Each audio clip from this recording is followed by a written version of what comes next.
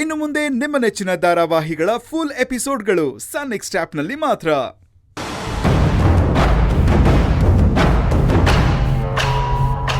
Hello. ಏನು sir, ಯಾರು sir ನೀವು? ನಮಸ್ತೆ, ನನ್ನ ಹೆಸರು ರಾಕಿ ಅಂತ. ಅಶೋಕ್ ಅವ್ರ ಡೆಡ್ ಬಾಡಿ ನೋಡಬೇಕು. ಇಲ್ಲ ಸರ್, ಒಳಗಡೆ ಬಿಡೋಕ್ಕಾಗಲ್ಲ ಸರ್. ತಗೊಳ್ಳಿ. ಇಲ್ಲ ಸರ್ ಬಿಡೋಕ್ಕಾಗಲ್ಲ ಸರ್. ತಗೋ, 2,000 ರೂಪಾಯಿ ಇದೆ, ಬಿಡು. ನಾನು ಬಿಟ್ಟೆ ಅಂತ ಯಾರಿಗೂ ಹೇಳ್ಬಿಡಿ ಸರ್ ನೀವು. ಓಕೆ ಸರ್, ಬನ್ನಿ ಸರ್. ಬನ್ನಿ ಸರ್. ಅದೇ ಸರ್ ಡೆಡ್ ಬಾಡಿ.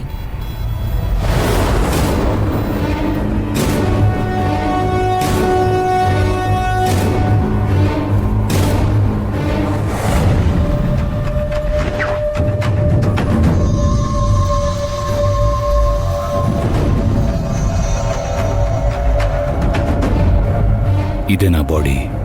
ಇದೆ ಸರ್ ಅವ್ರ ಡೆಡ್ ಬಾಡಿ.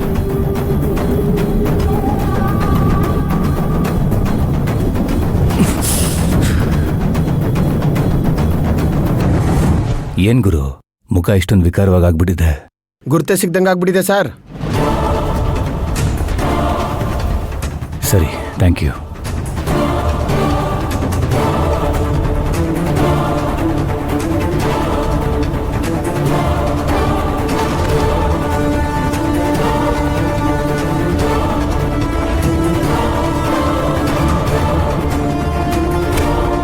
ಏನು ಮಾಡ್ತಾ ಇದ್ದೀರಾ ಸರ್?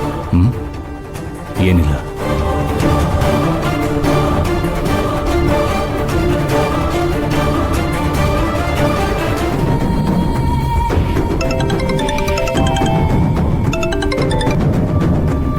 ಹೇಳ್ರಕ್ಕೆ. ಬಾಯ್, ಡೆಡ್ ಬಾಡಿ ನೋಡಿದೆ, ಯಾವುದೇ ಕಾರಣಕ್ಕೂ ಅದು ಅಶೋಕ್ದಲ್ಲ.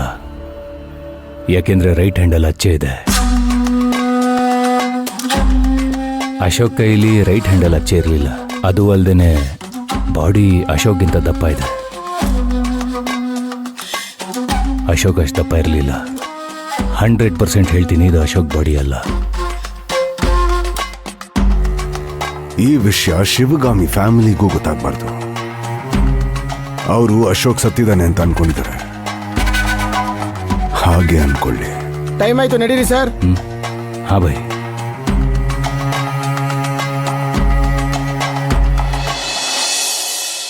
ಬಾಪುಟ. ಅಂಕಲ್,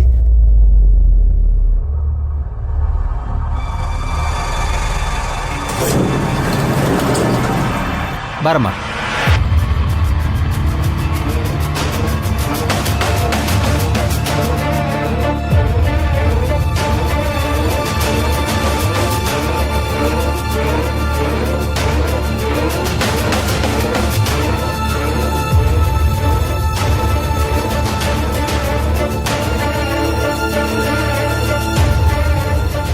ಏನ್ ರಾಕಿ ಈ ಕಡೆ? ಸುಮ್ಮನೆ ಬಂದಿದೆ. ಓಪನ್ ಮಾಡಪ್ಪ. ಮಕ್ಕಳು ಅಲ್ಲವಿಲ್ಲ ಸರ್. ರಾವಣ್ ಭಾಯ್, ಇನ್ಸ್ಪೆಕ್ಟ್ರು ಶಿವಗಾಮಿ ಮಗಳಿಗೆ ಬಾಡಿ ತೋರ್ಸಕ್ ಬಂದಿದ್ದಾರೆ. ಮಗುನ್ ಕರ್ಕೊಂಬಂದ್ರ? ಯಾವುದೇ ಕಾರಣಕ್ಕೂ ಮಗುಗೆ ಡೆಡ್ ಬಾಡಿ ತೋರ್ಸಕ್ ಬಿಡ್ಬೇಡ ಅಂತ ಹೇಳು ಆ ಇನ್ಸ್ಪೆಕ್ಟರ್ಗೆ. ಹಾ ಬಾಯ್. ಇನ್ಸ್ಪೆಕ್ಟರ್, 1 ನಿಮಿಷ ಬನ್ನಿ. ಹಾ ರಾಕಿ, ಬನ್ನಿ, ಹೇಳ್ತೀನಿ.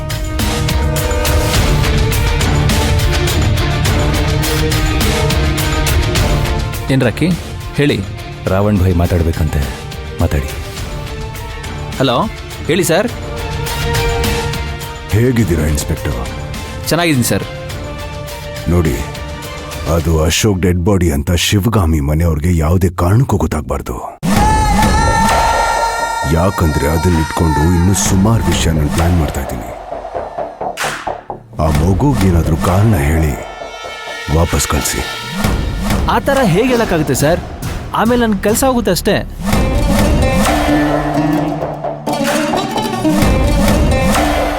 ರೀ,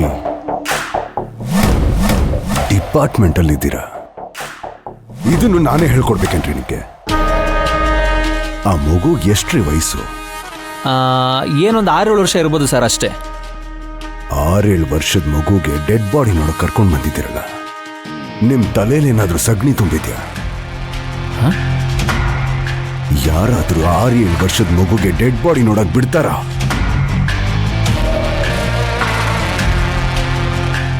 ಹಾಂ ಸರ್. ಕರ್ಕೊಂಡು ಬರೋಕ್ಕಾಗಲ್ಲ. ಇದನ್ನೇ ಕಾರಣ ಹೇಳಿ ಅದನ್ನು ನಾನೇ ಹೇಳ್ಕೊಡ್ಬೇಕಾ? ಆಮೇಲೆ ಇನ್ನೊಂದು ವಿಷಯ, ಅಶೋಕ್ನ ಹುಡುಕಿ ಅಶೋಕ್ ಏನಾದ್ರೂ ಸಿಕ್ಕಿದ್ರೆ ಶಿವಗಾಮಿಗೆ ಇನ್ಫಾರ್ಮ್ ಮಾಡಬೇಡಿ. ಅವನನ್ನ ಕರ್ಕೊಂಡು ಬಂದು ನನಗೊಪ್ಸಿ 10 ಲಕ್ಷ ಕೊಡ್ತೀನಿ. ಆಯ್ತು ಸರ್, ಹಾಗೆ ಮಾಡ್ತೀನಿ.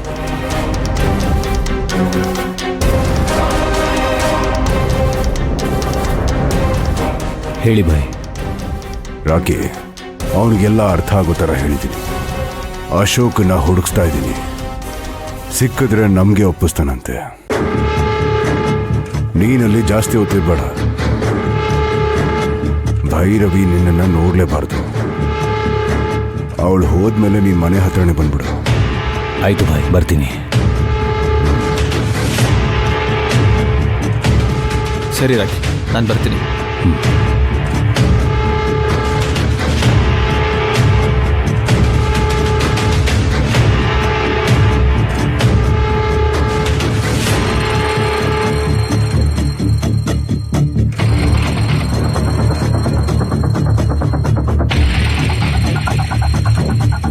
ಸಾರಿ ಪುಟ್ಟ, ನೀನು ಬಾಡಿ ನೋಡಬಾರ್ದು. ಬಾ ಹೋಗೋಣ. ಅಂಕಲ್, ನಾನು ನಿಮ್ಗೆ ಫೋನ್ ಮಾಡಿದಾಗ ಬಾಡಿ ನೋಡಕ್ ಪರ್ಮಿಷನ್ ಕೊಡ್ತೀವಿ ಅಂತಂದ್ರೆ ಕಾನೂನು ಪ್ರಕಾರ ಚಿಕ್ಕ ಮಕ್ಕಳು ಬಾಡಿನ ಹಾಗೆಲ್ಲ ನೋಡಬಾರ್ದು. ಬಾ, ಹೇಳ್ತೀನಿ ಬಾ, ಎಲ್ಲ ಹೇಳ್ತೀನಿ, ಬಾ ಹೋಗೋಣ. ಬಿಡ್ತೀನಿ ಅಂತ.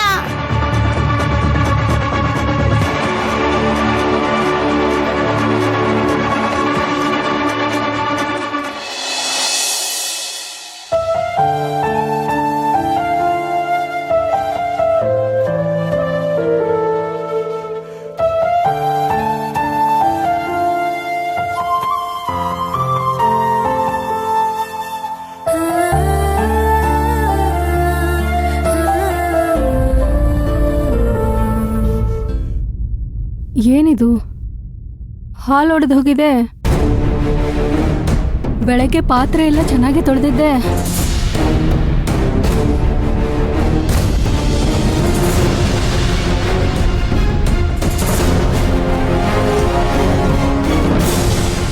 ಇದ್ಯಾರಿದು ಕನ್ನಡಿ ತಂದು ಇಲ್ಲಿಟ್ಟಿದ್ದಾರೆ? ಈ ಮನೆಯಲ್ಲಿ ಹೇಳೋರಿಲ್ಲ ಕೇಳೋರಿಲ್ಲ. ಆ ಭೈರವನ್ಗೆ ಎಷ್ಟು ಸತಿ ಹೇಳ್ತೀನಿ, ಕನ್ನಡಿ ಎಲ್ಲಿರುತ್ತೋ ಅಲ್ಲಿ ತಗೊಂಡು ಹೋಗಿಡು ಅಂತ. ಛೆ!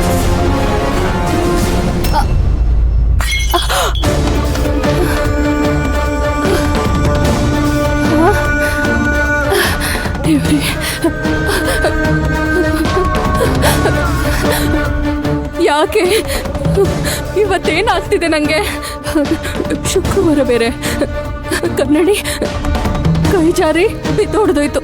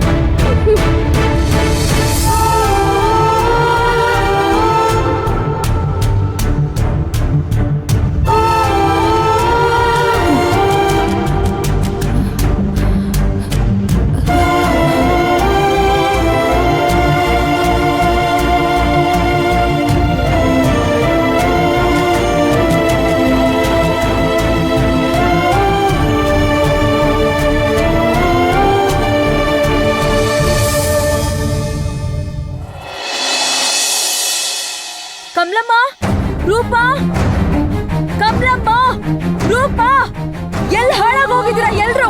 ಬನ್ನಿ ಬೇಗ. ಏನಮ್ಮೋರೆ?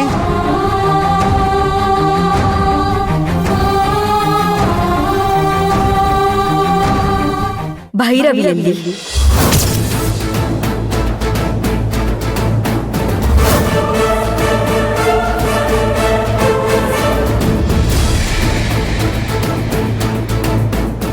ಇಲ್ಲೇ ಎಲ್ಲೋ ಆಟ ಆಡ್ತಾ ಇದ್ಲ ಅಮ್ಮೋರೆ. ಈಗ್ಲೇ ಮೊಬೈಲ್ ತಗೊಂಡು ಆಟ ಆಡ್ತೀನಿ ಅಂತ ಹೋದ್ಲು. ಎಲ್ಲಿ ಎಲ್ಲಿ ತೋರಿಸಿ ನನಗೆ. ಅವಾಗಿದ್ಲು ಇವಾಗಿದ್ಲು ಅಂತ ರೀಸನ್ಸ್ ಹೇಳ್ಬೇಡಿ. ಇವಾಗ ಎಲ್ಲಿದ್ದಾಳೆ ತೋರ್ಸಿ ನನ್ಗೆ, ತೋರ್ಸಿ ಅಂದೆ. ಒಂದ್ ನಿಮಿಷ ನೋಡ್ಕೊಂಡ್ ಬಂದ್ಬಿಡ್ತೀನಿ ಅಮ್ಮೋರೆ. ನಾನು ಎಲ್ಲ ಕಡೆ ಹುಡುಕಾದ್ಮೇಲೆನೆ ನಿಮ್ಮನ್ನ ಬಂದು ಕೇಳ್ತಾ ಇರೋದು. ಎಲ್ ಹೋದ್ಲು ಅವಳು? ನೀವಿಬ್ರು ಮನೆಯಲ್ಲಿ ಏನ್ ಮಾಡ್ತಾ ಇದ್ದೀರಾ? ಒಂದು ಪುಟ್ಟ ಮಗುನ ನಿಮ್ ಕೈಯಲ್ಲಿ ನೋಡ್ಕೊಳಕ್ಕಾಗ್ಲಿಲ್ವಾ? ನಾನೊಬ್ಳು ತಟ್ಟಿ ನಿಮ್ಮೇಲೆ ಡಿಪೆಂಡ್ ಆಗಿ ಅವಳನ್ನ ಬಿಟ್ಟು ಹೋಗ್ತೀನಲ್ಲ ನೋಡ್ಕೊಳ್ಳೋದಿಕ್ಕೆ. ನಾನೇ ನೋಡ್ಕೋಬೇಕಿತ್ತು ನನ್ ಮಗಳನ್ನ.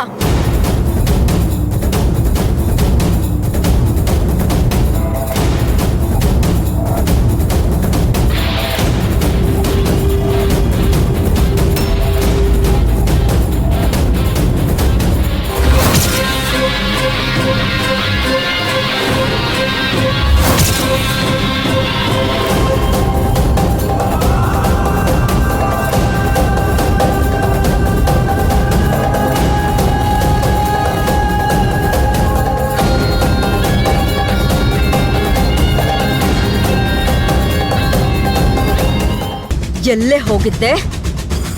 ಎಲ್ಲೇ ಹೋಗಿದ್ದೆ? ಹಾ, ಎಲ್ಲಿ ಹೋಗಿದ್ದೆ ಹೇಳೆ.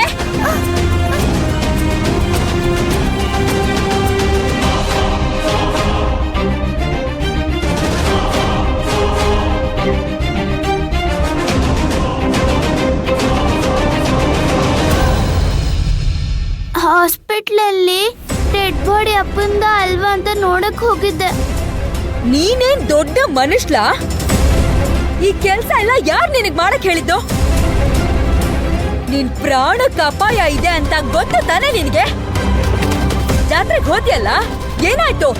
ಏನಾಯ್ತಲ್ಲಿ? ಹಾ, ನೀನ್ ಆಚೆ ಹೋದ್ರೆ ಸಾಕು, ನೀನ್ ಎತ್ತಾಕೊಂಡು ಹೋಗೋದಿಕ್ಕೆ ಹತ್ತುಗಳ ತರ ಮನೆ ಹತ್ರನೇ ಎಲ್ರು ಕಾಯ್ತಾ ಇರ್ತಾರೆ. ಈ ವಯಸ್ಸಲ್ಲಿ ಏನೇ ನಿಂದು ಅಹಂಕಾರ ಪೊಗರಲ್ಲ? ದೊಡ್ಡೋರ್ ಮಾತ್ಗೆ ಬೆಲೆನೇ ಇಲ್ವಾ? ಹೋಗಿ ಡೆಡ್ ಬಾಡಿ ಐಡೆಂಟಿಫೈ ಮಾಡೋಷ್ಟು ದೊಡ್ಡೋಳಾಗ್ಬಿಡಿದ್ಯಾ ನೀನು? ಇದೆಲ್ಲ ನಿನ್ ಕೆಲ್ಸನಾ? ಆದ್ರೂ ಯಾರಿಗೂ ಹೇಳ್ದಿರ ಕೇಳ್ದಿರ ಒಬ್ಳೇ ಹೋಗಿದ್ಯಾ? ಏನಾದ್ರೂ ಆಗಿದ್ರೆ ಯಾರ್ ಜವಾಬ್ದಾರಿ ಹೇಳು? ಮೊದ್ಲೇ ಮನೇಲಿ ಒಬ್ಬರನ್ನ ಹುಡುಕ್ತಾ ಇದೀವಿ, ಇನ್ನ ನಿನ್ನ ಹುಡುಕೊಂಡು ಸಾಯ್ಬೇಕಿತ್ತು. ಈ ಮನೇಲಿ ಒಬ್ಬರಾದ್ರೂ ನೆಟ್ಟಿಗಿದ್ದೀರಾ? ಇನ್ನೇನಮ್ಮ, ಆ ಬಾಡಿ ಅಪ್ಪಂದ ಅಲ್ವಾ ಅಂತ ಐಡೆಂಟಿಫೈ ಮಾಡಲ್ಲ ಅಂತ್ಯ. ಅದಕ್ಕೆ ನಾನೇ ಹೋಗಿದ್ದೆ. ಅಶೋಕ್ ಸತ್ತಿದ್ದಾರೆ ಅಂತ ನಾನ್ ನಂಬಲ್ಲ. ಅವ್ರು ಜೀವಂತವಾಗೇ ಇದ್ದಾರೆ. ನಾನ್ ಯಾಕೆ ಯಾರ್ದೋ ಬಾಡಿನ ಐಡೆಂಟಿಫೈ ಮಾಡಕ್ ಹೋಗ್ಬೇಕು? ಅಲ್ಲ, ನಿನಗೆಷ್ಟು ಧೈರ್ಯ ಇದ್ರೆ ನೀನು ಒಬ್ಳ ಹೋಗ್ತ್ಯಾ? ಅದ್ ಸರಿ, ಅಡ್ರೆಸ್ ನಿನಗೆ ಹೇಗ್ ಗೊತ್ತಾಯ್ತು? ನಾನು ಒಬ್ಳೆ ಹೋಗಿಲ್ಲ, ಇನ್ಸ್ಪೆಕ್ಟರ್ ಅಂಕಲ್ ಜೊತೆ ಹೋಗಿದ್ದೆ. ಓಹ್, ಅವ್ರಿಗೆ ಬುದ್ಧಿ ಇರ್ಲಿಲ್ವಂತ? ಯಾರಾದ್ರೂ ಮಕ್ಕಳನ್ನ ಕರ್ಕೊಂಡು ಹೋಗ್ತಾರಾ? ಮಕ್ಕಳನ್ನ ಕರ್ಕೊಂಡು ಹೋಗಿ ಬಾಡಿನ ಐಡೆಂಟಿಫೈ ಮಾಡಕ್ ಹೇಳ್ತಾರಾ? ಕಮಲಮ್ಮ, ನನ್ ಮೊಬೈಲ್ ತಗೊಂಡ್ ಬನ್ನಿ, ಈಗ್ಲೇ ಅವ್ರಿಗೆ ಫೋನ್ ಮಾಡಿ ಉಗಿತೀನಿ.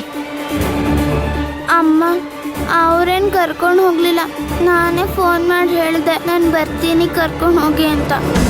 ಓಹೋ, ಇವಳು ದೊಡ್ಡ ಮನುಷ್ಯಲು. ಇವಳು ಹೇಳದ್ಲಂತೆ, ಅವ್ರು ಬಂದು ಇವಳನ್ನ ಕರ್ಕೊಂಡು ಹೋದ್ರಂತೆ. ಈಗೇನು ಮೇಡಮ್ ಅವರು ಅಲ್ಲಿ ಹೋಗ್ಬಿಟ್ಟು ಇದು ನಮ್ ತಂದೆ ಬಾಡಿನೇ ಅಥವಾ ಇದು ನಮ್ ತಂದೆ ಬಾಡಿ ಅಲ್ಲ ಅಂತ ಹೇಳಿದ್ರು.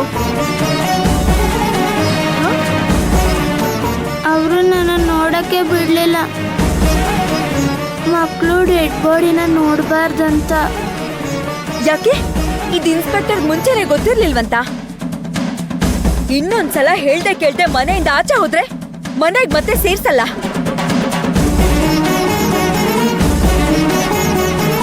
ಇದಕ್ಕೆಲ್ಲ ಒಂದ್ ಅಂತ್ಯ ಹಾಡ್ತೀನಿ.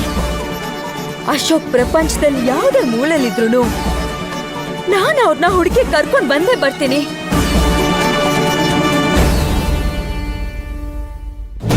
ಅಲ್ಲಿವರೆಗೂ ನಾನ್ ಮನೆಗೆ ಬರಲ್ಲ.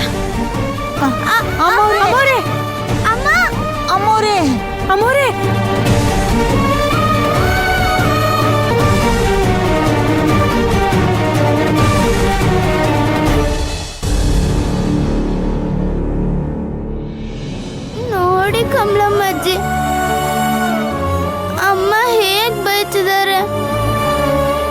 ಮತ್ತಿನ್ನೇನ್ ಪುಟ್ಟ, ನೀನ್ ಈ ರೀತಿ ಹೇಳ್ದೆ ಕೇಳದೆ ಆಚೆ ಹೋದ್ರೆ ಭಯ ಆಗಲ್ವಾ? ನಮ್ಗಾದ್ರೂ ಹೇಳೋಗ್ಬೇಕಾಗಿತ್ತು. ಓಹೋ, ಹೇಳಿದ್ರೆ ಬಿಟ್ಬಿಡ್ತಿದ್ರ ನೀವು?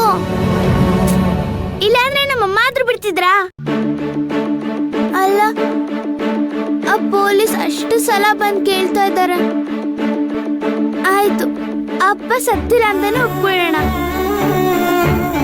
ಅಲ್ಲಿ ಹೋಗಿ ನೋಡಿ ಅದ್ ನಮ್ಮ ಅಪ್ಪ ಅಲ್ಲ ಅಂತ ಹೇಳಕ್ ಏನ್ ಕಷ್ಟ ಅವ್ರಿಗೆ?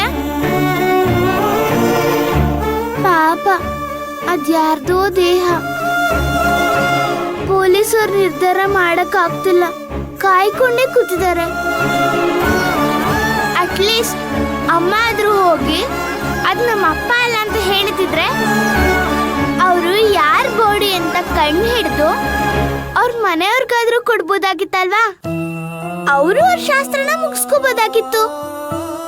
ಕಮಲಮ್ಮ ಎಷ್ಟು ಮಾತಾಡ್ತಾಳೆ ನೋಡಿ ಇವಳು. ನಮಗೆ ಯೋಚನೆ ಬರಲ್ಲ. 60 ವರ್ಷದ ಮುದುಕಿ ತರ ಮಾತಾಡ್ತಾಳೆ.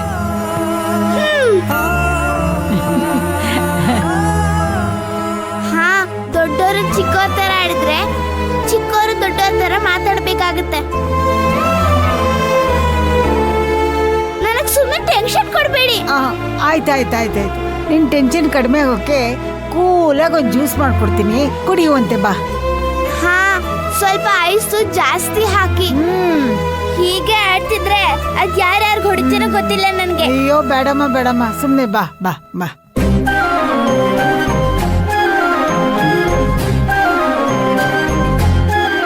ಅಬ್ಬಬ್ಬಬ್ಬಬ್ಬ, ಎಷ್ಟು ಮಾತಾಡ್ತಾಳೆ ಇವಳು.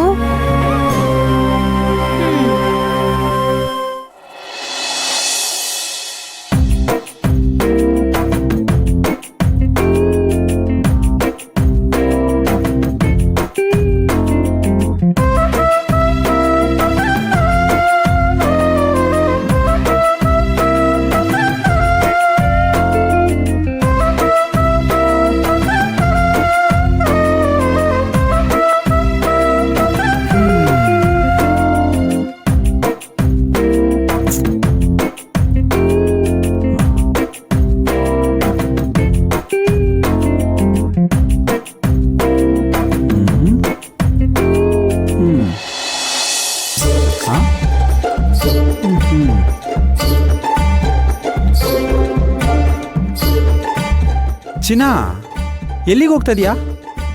ಮೇಕಪ್ ಮಾಡ್ಕೊಂಡು. ನಿದ್ದೆ ಬರ್ತಿದೆ, ಬೆಡ್ರೂಮಿಗೆ ಹೋಗಿ ಮಲ್ಕೋಬೇಕು, ಅದಕ್ಕೆ ಮೇಕಪ್ ಮಾಡ್ಕೊತಾ ಇದ್ದೀನಿ. ಅಯ್ಯೋ, ಈ ಅನ್ಯಾನ್ ಕೇಳೋಕೆ ಯಾರು ಇಲ್ವಾ? ಮಲ್ಗಕ್ ಮೇಕಪ್ ಮಾಡ್ಕೊಂತದಾಳಲ್ಲಪ್ಪ. ಈ ಸೀರಿಯಲ್ ಹೀರೋಯಿನ್ಗಳು ಬೆಳಿಗ್ಗೆ ಎದ್ದೊಳವಾಗ್ಲೇನೆ ಫ್ರೆಶ್ ಆಗಿ ಮೇಕಪ್ ಹಾಕ್ಕೊಂಡು ರೇಷ್ಮೆ ಸೀರೆ ಉಟ್ಕೊಂತಾರಲ್ಲ, ಹಂಗಾಗೋಯ್ತು ನಿನ್ ಕತೆ. ನಾನು ಅಷ್ಟೇ 24 ಗಂಟೆನೂ ಮೇಕಪ್ ಅಲ್ಲೇ ಇರ್ತೀನಿ. ಸರಿ, ನಮ್ಮಮ್ಮ ನಿನ್ನ ಮನೆ ಕರ್ಕೊಂಬರಕ್ಕೆ ಹೇಳಿದ್ದಾರೆ. ರೆಡಿಯಾಗಿ ಮನೆಗೆ ಹೋಗ್ಬರೋಣ.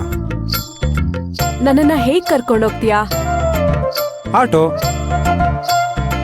ನನ್ನ ಲೈಫಲ್ಲಿ ಆಟೋ, ಬಸ್ಸು ಅಂತ ನಾನು ಯಾವತ್ತೂ ಹತ್ತಿಲ್ಲ. ಮಿನಿಮಮ್ ಅಂದ್ರು 1.5 ಕೋಟಿ ಕಾರ್ ಆದ್ರೂ ಇರ್ಬೇಕು.